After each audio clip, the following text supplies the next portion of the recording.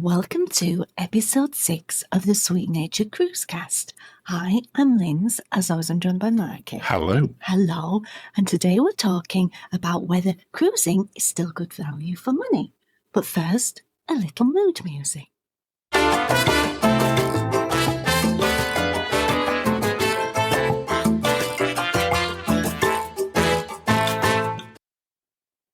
That's my favourite intro music so far. Are we talking about whether cruising is good value for money in Cuba? That track, genuinely, because you don't know this, is called Cruising to Cuba. Is it really? It genuinely is. Wow. Yeah, we'd not talked about that before. And with that, the podcast is over. That's it, we're done. Because that's as right as I'm getting. Well, today we're going to be talking about, as you said, is cruising still good value for money? Because prices have altered a lot in the last couple of years, certainly post-pandemic. They blooming have. And then we also got 3 news stories that, as usual, you've no idea what I'm going to bring up. So we'll get your reactions to them, and let's see where we go. Okay. And we've got a drink, which I'm just going to quickly have a quick sip of. Okay. Oh, cheers, everyone. Cheers. A drink again. Oh, a big clank. It's almost like you've got some big ice cubes in there. But let's get started with the topic. Okay. Is cruising still good value for money? I can tell you who it's not good value for money. What's that? It's not good value for money for solos going on Celebrity. No, I mean, we'll probably come back to solos a little bit later on. Just remind me to... I will loop back to that. To loop back to that, 'cause solo cruising has become very, very expensive. Now, we don't solo cruise. We either both go on a cruise or we don't go on a cruise. But we do know other people who are married or who are in a relationship who from time to time do need a cruise by themselves. Yes. And I just fundamentally object to paying nearly the same price for just me. Celebrity pay more. But we'll loop back to that later on. Get ready for looping. So if we go back to when we first started cruising, we've talked about that on other podcasts. One of the ways that you persuaded me to first try it was because there were the hot deals on Royal Caribbean at the time, which were last-minute deals within like a month of you travelling. In dollars. And which at that point, just to be clear, it were about 2 to 1 for the dollar. So really good conversion. That's why it were even cheaper. You could get some real great last-minute bargains. Yes. Now, the last-minute bargains are pretty much gone. There are still some. I think you have to use like a specialist such as Vacations to Go. Okay. Or someone like that who is sort of like the offload quite a lot of late availability cruises. I've always been curious that. So with companies like Vacations to Go, not that we're sponsored by them. Oh, no. But I've got to tell it. Do the cruise companies offer out cabins to them at a discounted rate then? Well, I'm guessing so, because when you look at the rates, they'll say 25% off, up to 85% off, depending on how close and where it is and whether you can fly there. And the flights are what are not good at the minute. No, and I think, when you look at cruising, we've certainly, after the pandemic, cruised far more out of Southampton than we did ever done cumulatively from when we started cruising. Yeah. I mean, we've been looking at cruises and touching back on like getting on a good deal or something, a late availability deal. The cruise looks great when you find a late availability deal. The flights, no. No, flights have gone crazy. I mean, you could do a podcast just on how expensive it is to fly anywhere nowadays. So maybe it's better cruising closer to get that. Is it still good value for money? But then do the cruise companies know that they're going to get people from those countries and therefore penalise you?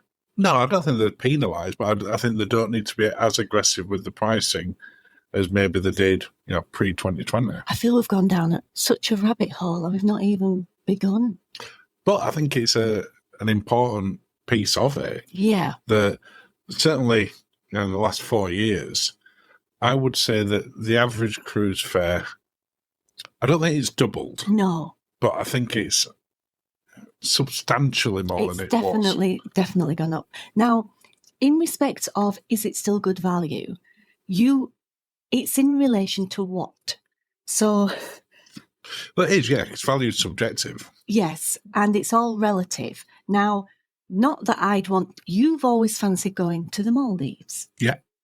But going to the Maldives for less than £3,500 per person is not a thing, really. No, and they don't really do that much all-inclusive there, apart from the mega resorts. The mega resorts do, and then you're going up again. Yeah. And they normally only got one restaurant and a couple of bars and kind of thing. But what you get for £3,500 per person on a cruise. Oh, yeah, it's significantly different. Great. Yeah. And that's what I think one of the bits that we're going to talk about during this, is it good value in comparison to X? Because all vacations, all holidays have gone up in price in the last 4 or 5 years. Definitely. It's the way of the world right now that things are more expensive. Yeah. You used to better get a last minute break to, from the UK to like Benidorm. You used to better go for like a week for £150. Self-catering. But that sort of thing just doesn't exist now. No. Having said that, we do know of some cruise offers that are on at the moment for, I think it's either 5 or 7 days on Costa, where you can get a cabin. I'm assuming it's an inside cabin. Yes. I saw this the other day. 7 nights with drinks included. Yeah. For £199. Wow. Or you could just get the cabin only for £99. But that's going to be lay availability. You then got to get to Costa ships, which don't cruise out of the UK. No, which is where we're based. So Yes. therefore, that's relevant to us. Yeah. Because if you've got to get a late flight anywhere, flights do not come down in price the closer you get. No, they don't. They get very expensive very quickly. Yeah. So yeah, you do take that into account. Okay, let's break it down then. Oh goodness. Okay. Well, in terms of how are we looking at what you get for your cruise? Yeah. So first off, you get the accommodation. Yes. Do you feel that the accommodation is good value? In respect of? In comparing it to sort of other vacation types or for the money? That though, a travel lodge in the Premier Inn can be knocking £100 a night now. I was about to say this to you because at the time that we're recording it, we're going down meeting some friends in London this weekend. Yes. And the Premier Inn, not far from where we wanted to meet, which isn't somewhere we would normally go, that's where we'll stay, but it's a bank holiday weekend, so it's a little bit more expensive, is £314 for the night. Which is crazy, because then I had a look, and the Intercontinental, it's almost like psychological warfare on people, because they're thinking, well, if the travel, which one was it? Premier Inn is that much. How much is the Intercontinental? Yeah. And the Intercontinental O2 was about £270, which is still a fortune. For one night. With no food, with no drinks. It's just, that sector in the pandemic got absolutely hammered, I know from experience. Yeah. But now it's almost like we've come back into a whole new world. And this is the prices now. Well, I mean, when you look at it like that, because we just said that's a hotel room only. If we then added sort of soft drinks, teas, coffees to it, you are adding a substantial chunk. And then 3 meals at least. Yeah. Because, if you want to have 10 meals. Yeah. You want to keep going back to the buffet or pizzerias or whatever else is included on board. Yeah. Then there's no limit to how much you can eat in a day. No, but when we went back straight after, when we had everything started to open up again and we had our cruises to nowhere, the prices there were really competitive to tempt us back onto the ships. Yeah, they were definitely, because people had been concerned with what happened during the pandemic in terms of getting back on into those sorts. Anyone just cruising, getting people back to anywhere, Disney World, Benidorm, wherever. It would gain people to get back out again after a protracted period of time. So as you said, the offers at that point were great, because we stayed fantastic. In Rockstar on Virgin. Yeah, I mean, that first Virgin one we did on Scarlet Lady. Yes. That was 4 nights. 3 or 4 nights. 4 nights, I think. 4 nights in Rockstar. I think it was about £800. which you cannot get now. No, incredibly cheap. Because we had the drinks in our room. There was champagne. Yeah. Yeah. I mean, if you brought that down, it was sweet. Sorry, it was £100 per person per night, which you cannot get now. Which, if you're looking at a comparison to any other type of vacation, what can you get for £100 per person per day? No. Pretty much nothing. No, not where you have to take your own pillows. No, because the other side of it, whether you're listening to this and you're based close to Miami or LA, or you're in Asia, or you're in the UK, or wherever you are, there will be a cruise port that you can get to without having to fly. Hopefully, fingers crossed. For most people. Yeah, I mean, we don't necessarily have to fly if we went out of Barcelona. No, you could go via I think it's train. about 17 hours in the car. Yeah, we joked about driving to Barcelona once just for a laugh, which seemed appealing, and going out seemed really interesting. Coming back when you finished your holiday and having to drive all the way back seemed less appealing. No. But maybe one day we'll do that. Maybe. I'm not sure that becomes more cost-effective, certainly in terms of time. I don't know. I think we'd be just a bit cranky when we got there. It's bad enough on the plane. At least you know you'll get there. Well, yeah. Maybe. Anyway, back to value for money. Yeah. So when you do break it down to how much does it cost per person per night? Yeah. There is still very few vacation types, I feel, that compare to cruising. Yeah. You look at the all-inclusive resorts, which, they're as close to cruising as you can get. In that you sort of encapsulated and different experiences. The resorts are normally set away from main areas. Yeah. So you're in a area like you would be on a cruise ship. Yeah, because we stayed at Moon Palace one time. In Mexico, yeah. Yeah. And that was beautiful. Yeah. And we've always then kind of looked at Sandals, but then the pricing structure there is that you have entry-level pricing compared to the beautiful room that they always show in the advert. Well, yeah. But to be fair, cruise ships do that as well. They don't normally show the sort of the cheapest of inside cabins next to the engine. No. They tend to show the lavish suites. I know, but But when you look at sort of those all-inclusive resorts... Yes. Let's look at sort of Sandals or Moon Palace or those sort. Mm-hmm. Nowadays, to go out there for a week and you got your flights to go on this, you're probably talking £2,000 to £2,500 minimum. More. That's why I said minimum. If you get a package one where your flights are included and everything else, it's probably about £4,500 per couple per week. No, it's more. Is it? It's more. It's more. I know it's more because the hotel that was in Benidorm, I think it's... I'm just trying to think. Oh, the Benidorm TV show. The Sol Pelicanos or something like that. That was all-inclusive. That has been £1,500 a time. For all per couple? No, per person. Per person. Wow. Okay, so let's use that one as an example then. And then, so what could you get? And that's because of the TV show and everything. Yeah, it's a resort where people have seen it, the Benidorm TV show in the UK. It's been on for years. I think it's on Netflix now, actually. Is it? It's on one of the streamers. I saw First few series were great. The Badgemobiles. But yeah, when you look at sort of those sort of prices, because you would compare that to sort of more not lower end of cruising, so I don't mean it like that, but more the entry sort of level of cruising. If you're comparing that, but that's £3,000. You can go on most major cruise lines in a balcony. Yeah. And probably with a drinks package or close to being for £3,000. Yeah, because it's, if you look at sort of Princess and the Princess Plus or the Princess Premier, you can definitely get on most 7-night cruises for £1,500 per person with that included. Yeah. So that's what you've got to compare it to. Yeah. And I think when you do compare it like that, it is still good value for money. Is it as good value for money as it was 5 years ago? No.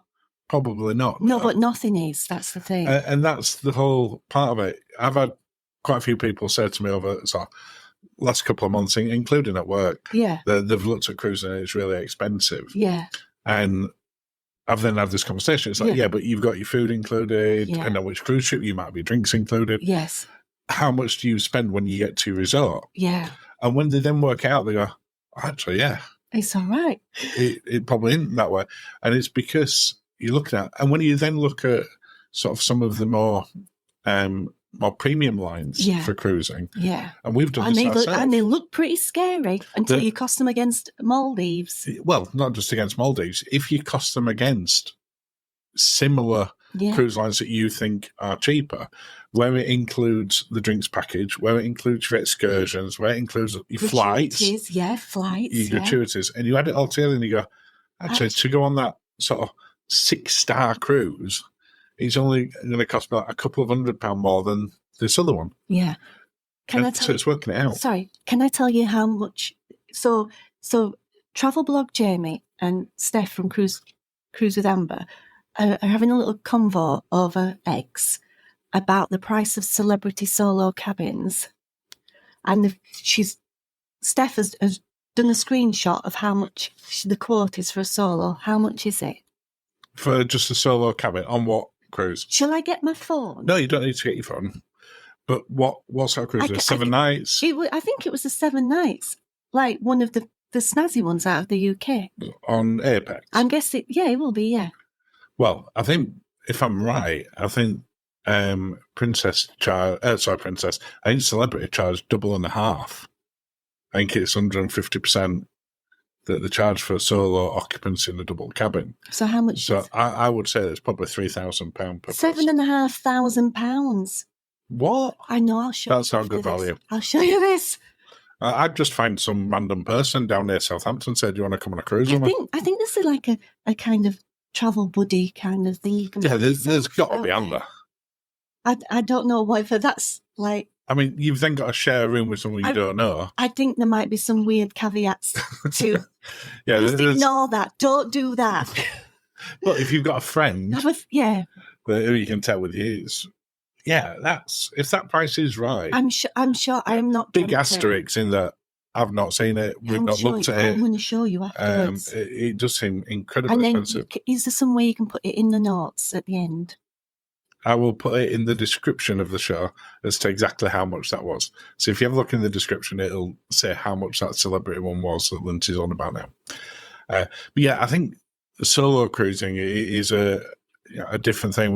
We've got friends like Fraser, and he predominantly sails solo. Yes, and I know the challenges that he's had. Certain ships have a number of dedicated solo cabins that they don't charge any more for.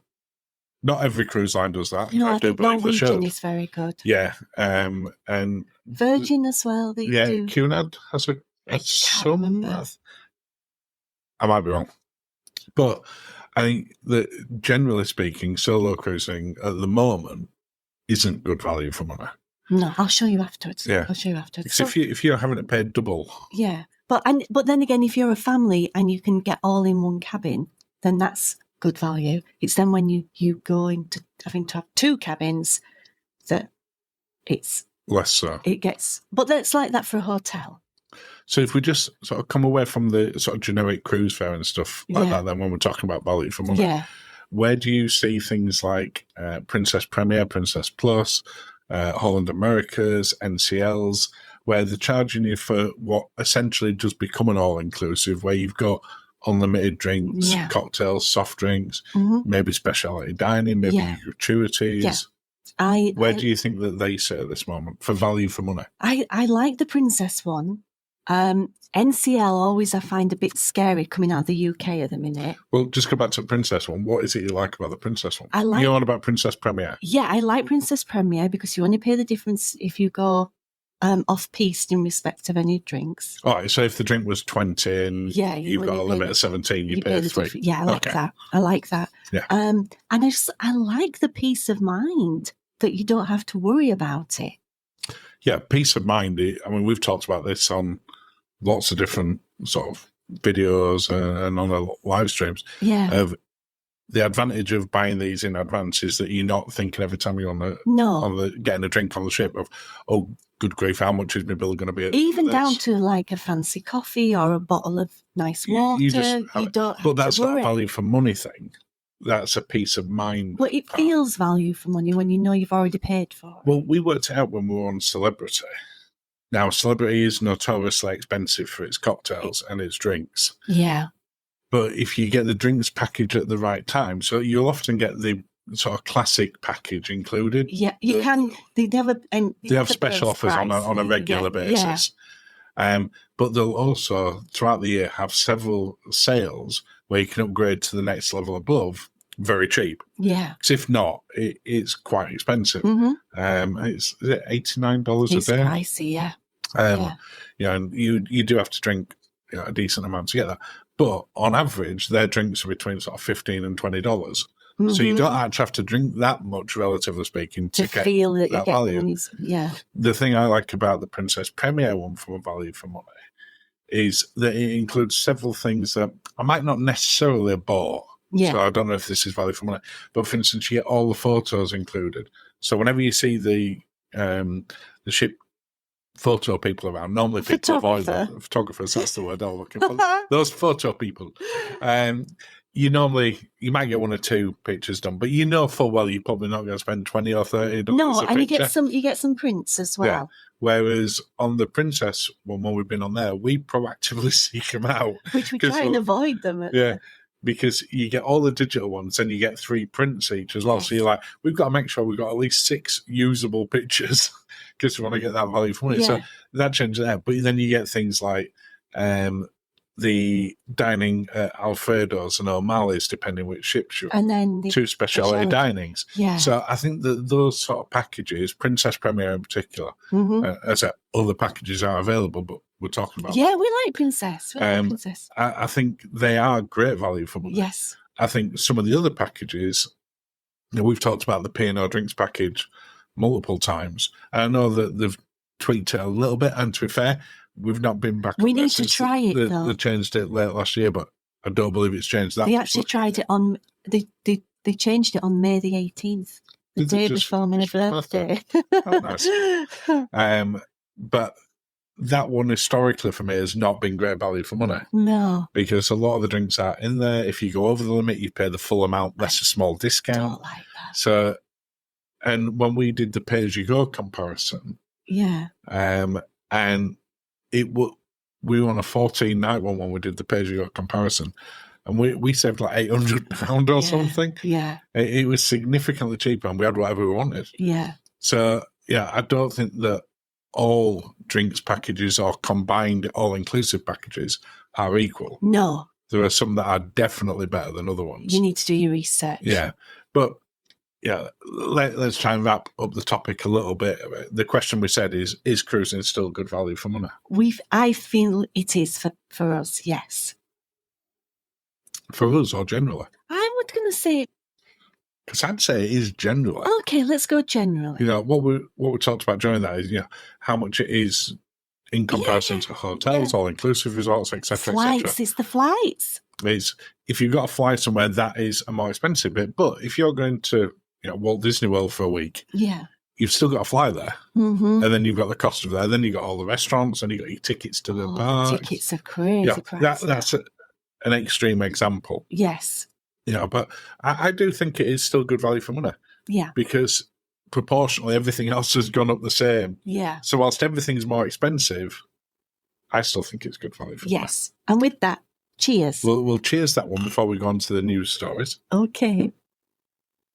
You didn't have a drink of your drink then. You cheers. You said there's a rule. I'm not sure I like this drink. If it chinks, you must drink. I know, but I'm not sure. You poured it. I don't like it. Well, that's why I normally make the cocktails. Yeah. So, news story number 1. Okay. Brilliant Lady. Ooh. I knew you'd be happy with this news story. Yeah. So, at the time you're listening to this, so we're recording this on Monday the 29th of April at night, just over 24 hours from now, they're going to announce a load of Brilliant Lady news. We've got a voucher. And we've got a voucher. So May the 1st, the day that this podcast airs, the information will already be out that we're talking now. So we're going to be guessing a little bit of this. Yeah. But Brilliant Lady is the 4th of the Virgin ships. Mm-hmm. It was originally due out last year, 2023. Yes. And it got pushed back, delays, etc. And it's now expected to start cruising in 2025. Yes, which is next year. Yeah, but they've not revealed any itineraries. It's not on sale yet. We do know friends that were due to be on the transatlantic on that last year. Yeah. So it is very behind. But the ship has been redesigned slightly. To be a Panamax ship. And when they announced that, for anyone listening that doesn't know what Panamax is, do you want to just explain? It's a ship that goes through the Panama Canal, the old locks. Designed to go through the old locks. Yes. Can go through the new ones as well, obviously. Well, they're massive, yes. But it's slightly narrower. Now, what they've done to fit this is not actually make the ship narrower, because people might go, it's a smaller ship. The ship's essentially the same size. They've repositioned where the lifeboats go on it. So it'll be interesting to see how that sits. Does it affect any of the cabins? Do we get any different obstructed views? We don't know. No, I don't. I know, but I've and it'll be interesting to see if they've changed. I know you've got a voucher. You've been talking about this for the last few days. So just to clarify, you can get a next cruise voucher when you go on there, and we've had one burning a hole in our pocket now for about 9 months. For Brilliant Lady. Yeah, they did go on sale. So they've talked about, there's been speculation of, are they changing any of the restaurants? Are they changing any of the entertainment venues? Because it's now had that long in development and getting ready. Yes. Is it just going to be a copy and paste of the other ones like the other three are? The other three are essentially the same ship. You've got slight differences in terms of entertainment. You've got slight differences on whether you've got a swing or something to sit on. A hammock or a birdcage.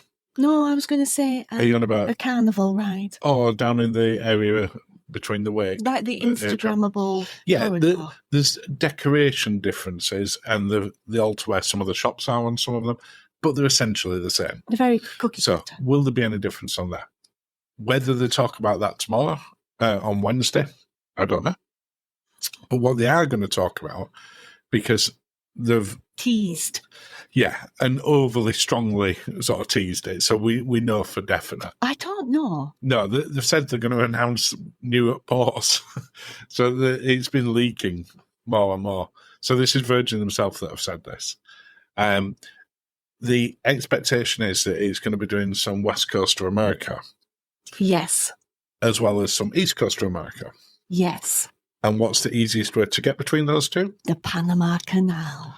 So, which is the cruise we definitely want to do on that. Now, whether it's doing them on a regular basis or twice a season, once to go that way, once to come back, I suspect it's probably more that. Oh, but will that work out for our dates, though? Well, we'll have to figure it out.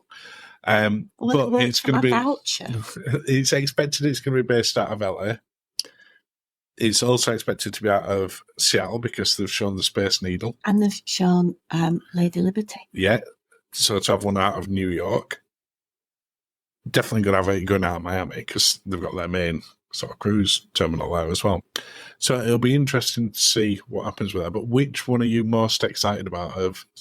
Because the other rumour as well is that they do Alaska. Oh. But Virgin's not really designed as a cold weather ship. No, it doesn't have like a solarium type area or an indoor.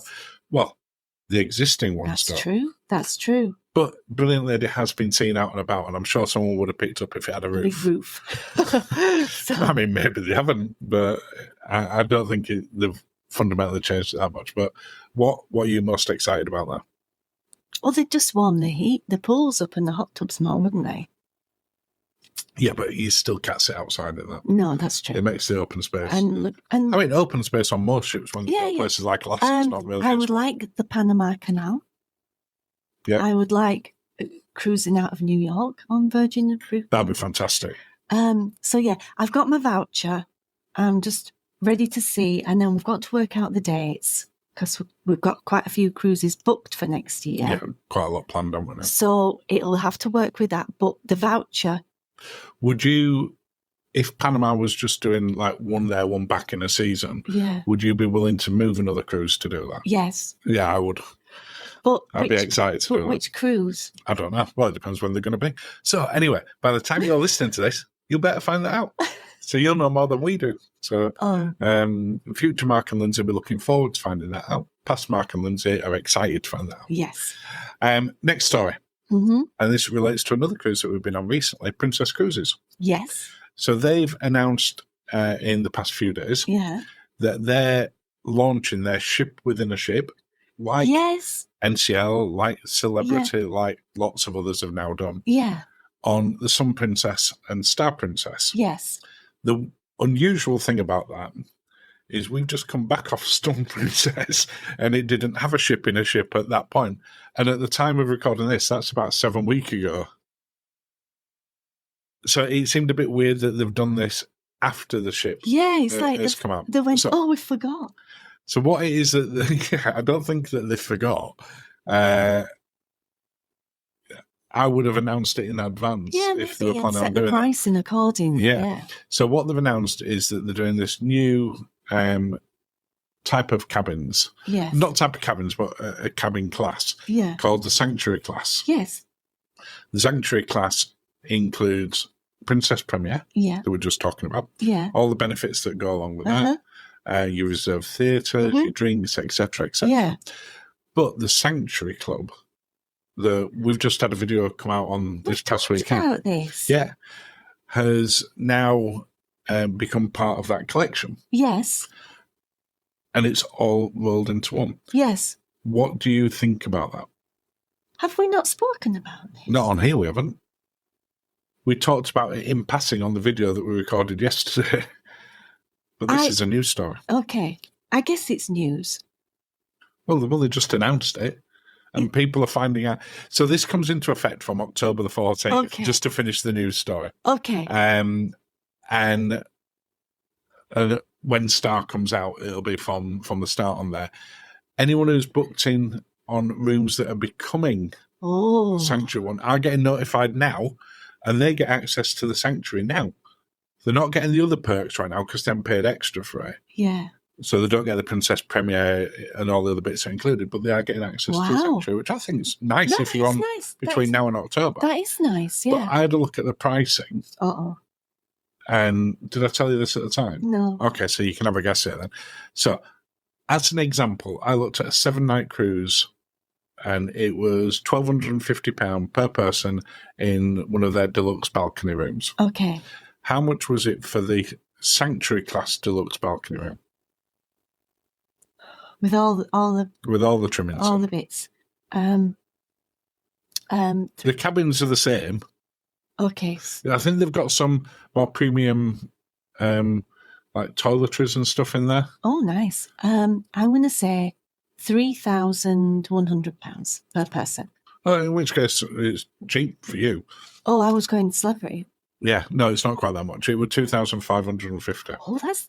I mean, I'm saying but it's not bad. That's pretty $5,000 for Yeah, if you look at the Sanctuary as an example, the port day pricing on that is essentially $100 per person. Yes. So if you look at that over a 14-night cruise, if you were going in there every day, then that'd be £200 per person per day times 7, so it'd be $1,400 to the two of you together. Yes, which is a lot. Which is a lot, but it's not still anywhere near the upgrade cost that's double the price of what it is there.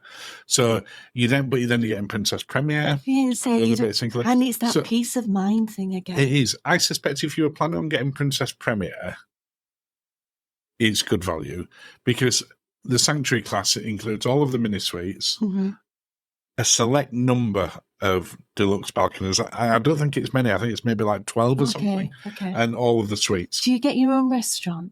You do get your own restaurant as well. Oh, I see. I mean, I don't actually know where that restaurant is. I've just done a ship tour on it where we filmed every part of that ship, and I didn't spot somewhere that were going to be a special. They're commandeering somewhere, aren't they? Like they do on the other ship. I wouldn't be surprised if it wasn't. No, they're not going to get rid of Sabatini. No, I'm not getting rid of it, but they use it. They commandeer it for breakfast and things. Yeah, but you can't commandeer it for dinner. Oh, no. I suspect it'll be a part of one of the main dining rooms, like they've done for Love Back Oh. Brito and Spellbound. Like club class. I think there'll be an area that's Okay, well, we'll allocated. see. We will see when it comes out. But yeah, but I like it. I thought it were really interesting.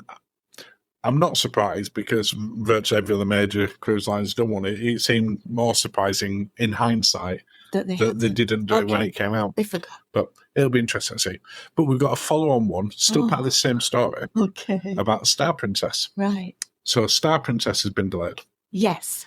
They put it back by over 2 months. Yes. Next year when it comes out. Yeah. And that's meant they've had to cancel the first 9 cruises. 9 cruises. Yeah. Now, to be fair, they've told people in plenty of time. You know, we're unlike the 3 days notice we got. That's nice. So I don't think that it's as big an issue. And I think that they have learned from what happened with Sun. They're like, we can't have this happen again. No. Now, if that comes out, yeah, and they have the same challenges that Sun has had with getting entertainment ready and various bits and pieces, I think they're going to come in for a lot of stick off that. Yeah. So hopefully it'll come out and be completely ready. Yes, I'm good to go. But because it's now shifted 2 months, it's meaning that it's an incredibly short season in Europe. Yes. So there's now only 2 cruises in Europe. Oh. So there's the inaugural, which is now going to be out of Barcelona on the 4th of October. So all those people that they were going to make it their main summer holiday. That's not an option now. And that's an 11-night cruise from Barcelona. I'm assuming it's doing like a Grand Med one. Down to Rome. Then it's doing 7 nights. And then it's doing a 14-night transatlantic from Barcelona to Fort Lauderdale. Oh, so it's not even coming to Southampton anymore? Not coming anywhere near here anymore. Right. So cause originally it was going to be... You'd do Barcelona to Southampton, Southampton to Fort Lauderdale. Unless, I say, they've said that more information is coming out this soon. It might be that it's doing the 7-night from Barcelona to Southampton, and then it's Southampton to Fort Lauderdale. But I can't imagine it'd be 14 days then. No. Unless they went Canary route. No. Anyway, the reason that people don't know exactly what it is yet is because that actually goes on sale from our perspective tomorrow, from everyone else's perspective listening or watching this yesterday.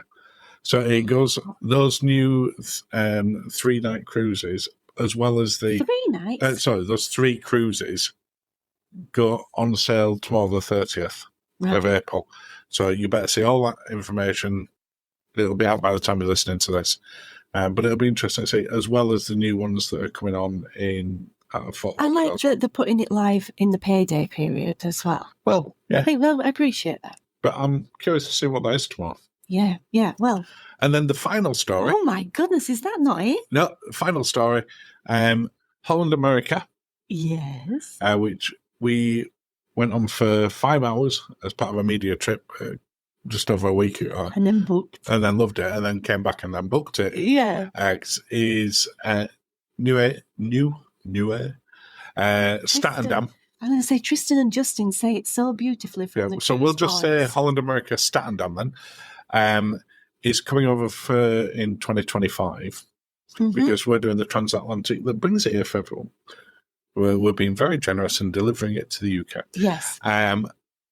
That same ship, because of how successful it's been in terms of its sales for this year, because Holland America haven't had one based out of the UK for years. No. So, and unlike a few other cruise lines, they haven't given us one of the older ships. No, they've been a We've got one of the newer, snazzier ones. Yeah. Which everyone's like, oh, exciting. So they've now said that one's going to be in 2026 as well. So it's doing 2 seasons. So like Celebrity have done with Apex. Yes. Holland America are doing with Statendam. Yeah. And that season next year is running, in 2026 is running from April till September. Wow. So it's quite a big season. Definitely. And they said there's going to be more itineraries for that one than there is for... Well, they've got some very long itineraries. Yeah, but they're doing some British Isles cruises, doing some Norway ones, doing some Icelandic ones. Nice. So it'll be interesting to see what comes on there. Yeah. But that brings us up to the end of the podcast. Well, thank you, darling. Cheers. Cheers, friends. You can have a drink of the drink that you don't like now. I don't like it. No. That's definitely not the best cocktail we've had for this. So we like the intro music. Let's cut to the outro music and we'll get a better cocktail. Oh, and thank you and have a lovely rest of your day. Cheers, Hans. Cheers.